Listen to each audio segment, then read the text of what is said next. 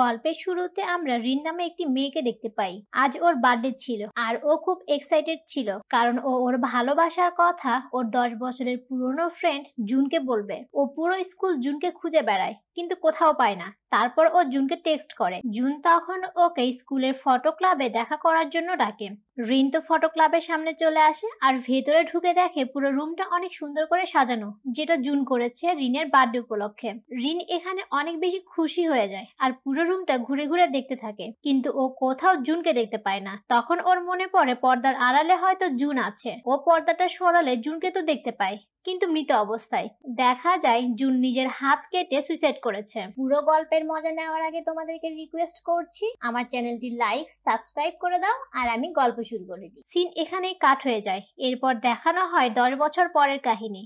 আজ ও রিনের বার্থডে ছিল। রিন এখন প্রাণীদের রেস্কিউ করার কাজ করে থাকে। এখানে রিন ওর টেবিলে বসেছিল আর সেখানে একটি কেক ছিল। ওর বার্থডে উপলক্ষে জুনের বোন পাঠিয়েছিল। তখন সেখানে একটি ছেলে চলে আসে, যে ছিল ওর টিম মেম্বার। ছেলেটি রিনকে বলে একটি কুকুরকে রেস্কিউ করাতে হবে, যার কারণে রিন ছেলেটির সাথে কুকুরকে রেস্কিউ করানোর জন্য বেরিয়ে পড়ে। গাড়ি থেকে রিন নেমে দেখে ওরা সেখানেই চলে এসেছে, যেটা ওর পুরনো স্কুল ছিল। এখানে আসার পর থেকে রিনের সেই পুরনো স্মৃতিগুলো মনে পড়ছিল। ও কিভাবে জুনের সাথে সুন্দর সময় কাটিয়েছিল, ও কিভাবে জুনের সাথে ঝগড়া করত। একবার তো রিন পড়তে ধরেছিল আর জুন ওকে ধরে ফেলেছিল।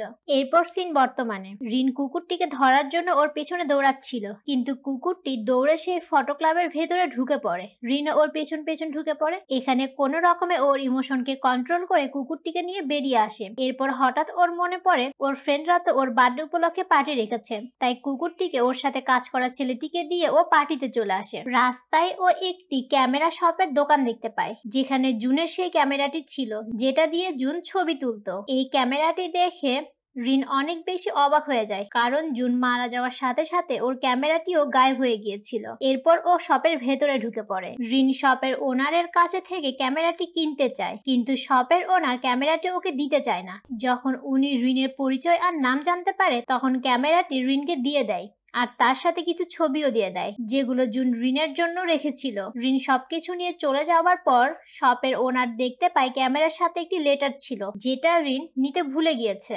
এরপর পার্টিতে ওর বন্ধুরা সবাই অনেক বেশি মজা করছিল। হঠাৎ জুনের কথা ওঠে। সবাই একটাই কথা বলে, জুন হঠাৎ কেন সুইসাইড করলো। এই কথাগুলো শোনার পর রিনের মনটা অনেক বেশি খারাপ হয়ে যায়, কারণ ও সবসময় এর জন্য নিজেকেই দোষ দিত। ও অনেক মন খারাপ করে বাসায় চলে আসে। দেখা যায় ও ক্যামেরা আর ক্যামেরার সাথে থাকা ছবিগুলো দেখছিল। ও ওর পুরনো স্মৃতি ভোলার জন্য সেখান থেকে একটি ছবি আগুনে পুড়িয়ে ফেলে। পলক ফেলতেই ও 10 বছর পেছনে চলে যায়। দেখে ও স্কুলে যাচ্ছে স্কুল বাসে। ও বুঝতেই পারছিল না ওর সাথে কি হচ্ছে। পাশ ফিরে দেখে ওর স্কুল বাসের পাশ দিয়ে জুন সাইকেল নিয়ে যাচ্ছিল। এই দৃশ্য দেখে রিনের চোখে তো পানি চলে আসে। এরপর রিন স্কুলে চলে আসে আর স্কুলে আসার পর ও সবার প্রথমে জুনকে খুঁজতে থাকে। তাড়াহুড়ো করে খোঁজার কারণে ও সিঁড়িতে পড়ে গিয়ে পায়ে ব্যথা পায়, কিন্তু তারপরে ও জুনকে খোঁজে এবং ফাইনালি ও ফটো ক্লাবে ওকে পেয়ে যায়। ও জুনকে দেখে দৌড়ে ওকে জড়িয়ে ধরে। রিনের এরকম বিহেভে জুন একটু শকটি হয়ে যায়। তখন ওর সব ফ্রেন্ডরা চলে আসে। ওদের দুজনকে একসাথে দেখতে পেয়ে সেখানে থাকা একটি ছেলে নাম চং, সে মোটেও খুশি ছিল না, কারণ চং রিনকে মনে মনে পছন্দ করে। এখানে জুন রিনের পায়ে চোট লাগা দেখে ও তাড়াতাড়ি রিনকে নিয়ে নার্সিং রুমে চলে আসে। এখানে ও ব্যথায় ওষুধ লাগিয়ে দিচ্ছিল। তখন সেখানে চং চলে আসে আর রিনকে বলে, আমি কি তোমাকে এখান থেকে ক্লাসরুম পর্যন্ত নিয়ে যেতে পারি।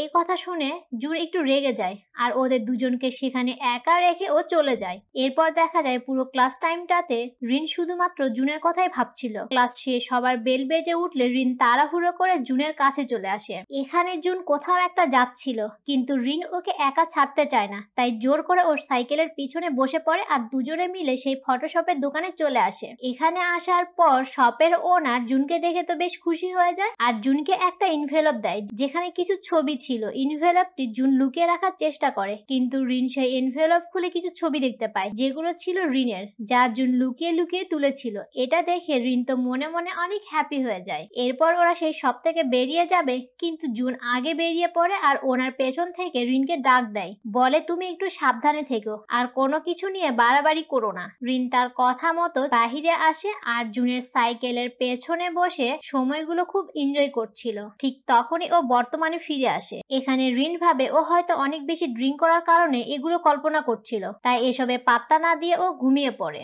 সকালে ঘুম থেকে উঠলে রিন দেখতে পায় ওর পায়ে সেই আঘাতের চিহ্ন, যেটা ও স্বপ্নে পেয়েছিল। ও এইসব কিছু বিশ্বাস করতে পারছিল না, তাই ও ওর ফ্রেন্ড সং এর কাছে চলে আসে আর ওর আঘাতের ব্যাপারে জানতে চায়। তখন সং সেই কাহিনী বলতে থাকে যেটা ও স্বপ্নে দেখেছিল।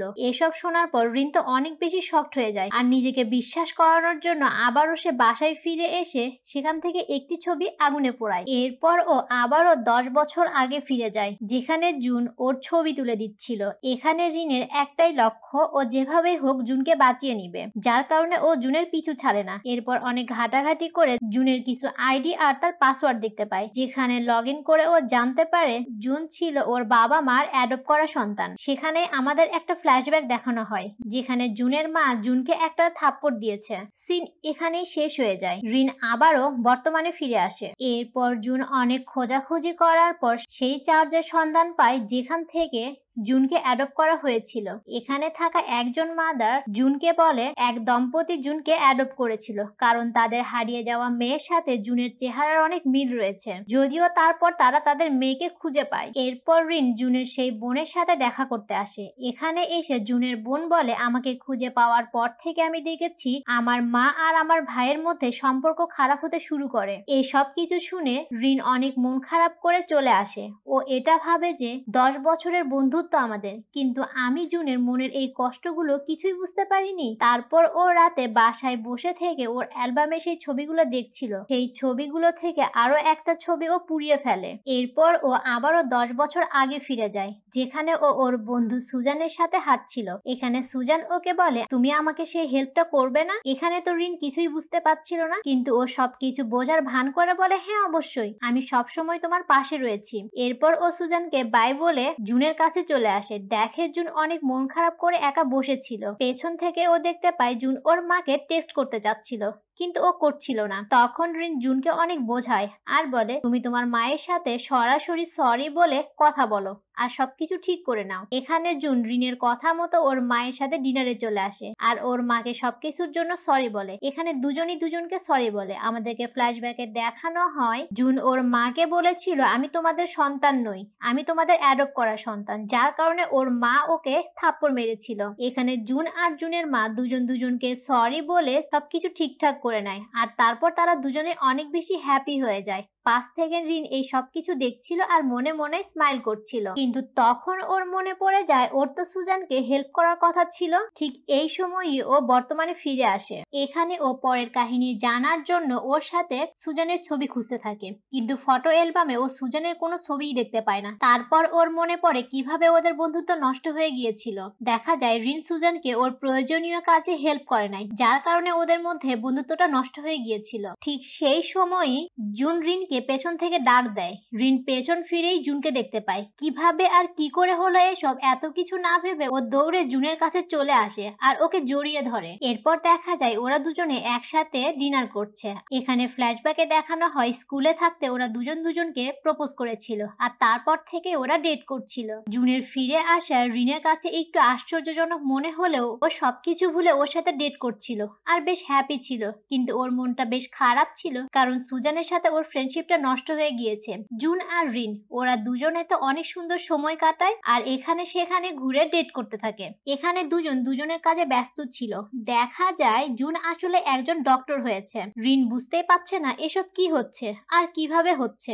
এরপর ও জুনের সাথে দেখা করার জন্য হসপিটালে চলে আসে। সেখানে জুনের একজন ফ্রেন্ডের সাথে ওর দেখা হয়ে যায়। এখানে ওরা তিনজন গল্প করছিল। এখান থেকে রিন জানতে পারে জুনের বোন মারা গিয়েছে আর এই পুরো দোষটা জুন নিজের ওপর নিয়ে নেয়। জুন বলে, আমি যদি সেদিন আমার মায়ের সাথে ডিনারে না যেতাম তবে আমার বোন আজ বেঁচে থাকতো। এই সময়ই রিন অনেক বেশি শকড হয়ে যায়। ও মনে করে জুনের বোন মারা যাওয়ার জন্য রিনই দায়ী, কারণ ওই জুনকে ওর মায়ের সাথে ডিনারে পাঠিয়েছিল। ও বাসায় এসে অতীতের আরো একটা ছবি পুড়িয়ে ফেলে আর অতীতে চলে যায়। দেখা যায় ও জুনকে ওর মায়ের সাথে কথা বলতে পাঠিয়ে ও জুনের বোনকে বাঁচানোর জন্য সেখানে চলে আসে। অ্যাক্সিডেন্টের সময় ও জুনের বোনকে বাঁচিয়ে নেয় আর এখানেই ও আবার বর্তমানে ফিরে আসে।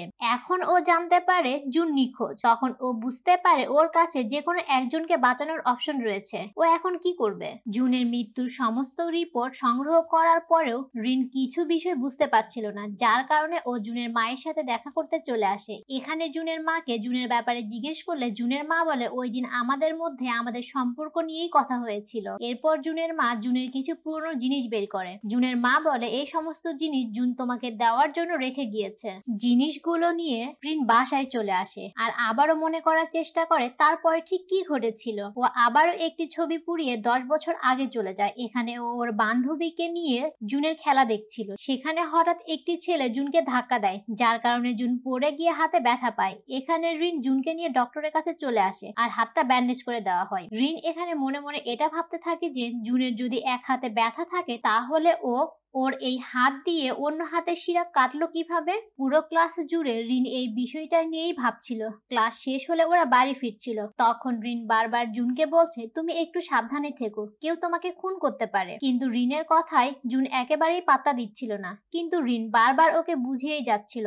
একটা সময় বলেই দেয় যে আমি আসলে ফিউচার থেকে এসেছি, তুমি আমার কথা বিশ্বাস করো আর সাবধানে থাকো। কিন্তু জুন এইসব কথায় কোনো পাত্তা না দিয়ে চলে যায়। রিন এখানে অনেক বেশি আপসেট হয়ে যায় আর একা একা ফিরছিল। হঠাৎ জুন ওকে খুঁজে বের করে আর বলে তুমি কি সত্যি ফিউচার থেকে এসেছো? এখানে আমরা জানতে পারি জুনও টাইম ট্রাভেল করে, কিন্তু ও তখনই এটা করে যখন রিন কোনো বিপদে পড়ে, যেমন ওর পড়ে যাওয়া বা কোথাও ব্যথা লাগা, এই সব কিছু ঠিক করার জন্য। এখানে রিন বুঝতে পারছে না ওর এখন কি করা উচিত, কারণ জুন ওকে বলেছিল তুমি এভাবে আর টাইম ট্রাভেল করো না, কারণ প্রতিবার টাইম ট্রাভেলের কারণে অনেক বিপদের সম্মুখীন হতে হবে। কিন্তু রিনের কাছে জুনের জীবন বাঁচানোটা ছিল অনেক বেশি ইম্পর্টেন্ট, তাই ও আবারও একটি ছবি পুড়িয়ে অতীতে ফিরে আসে। এখানে জুন রিনকে দেখে অনেক বেশি রেগে যায় আর বলে আমি নিষেধ করার পরও তুমি কেন এসেছো? রিন বলে আমি আসলে তোমাকে বাঁচাতে চাই, আমি তোমাকে হারাতে চাই না। তখন জুন আর রিন দুজনে মিলে ফটো ক্লাবের ভিতরে একটা ক্যামেরা সেট করে রাখে। জুন রিনকে বলে এরপর থেকে আমি প্রতিদিনের ভিডিও তোমাকে মেল করে পাঠিয়ে দিব, কিন্তু তুমি আর ফিরে আসবে না। রিন চলে আসে এবং ল্যাপটপ চেক করে দেখে জুন ওকে একটা মেল পাঠিয়েছে, যেখানে শিন নামে একটি ছেলেকে ফটো ক্লাবের সামনে ঘোরাফেরা করতে দেখা যায়।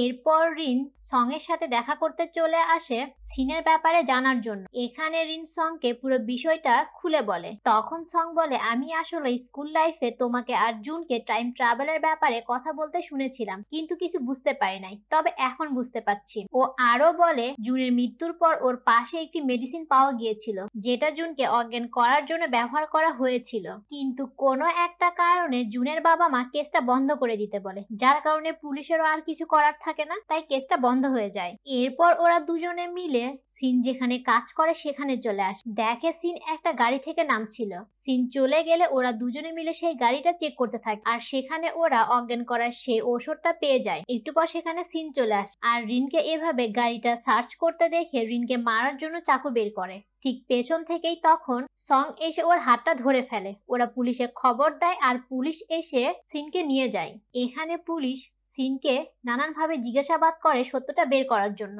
সিন বলে আসলে আমি জুনকে অপছন্দ করতাম, কিন্তু আমি ওকে মারিনি, আমি ওকে খুন না করলেও আমি খুনটা করতে দেখেছিলাম। তখন আমাদের ফ্ল্যাশব্যাকে দেখানো হয় জুনের বোন ওদের সমস্ত ছবি পুড়িয়ে ফেলে আর জুনকে সেন্সলেস হয়ে যাওয়ার একটা ইনজেকশনও করে দেয়। তারপর ও জুনের হাত কেটে সেখানে মেরে ফেলে।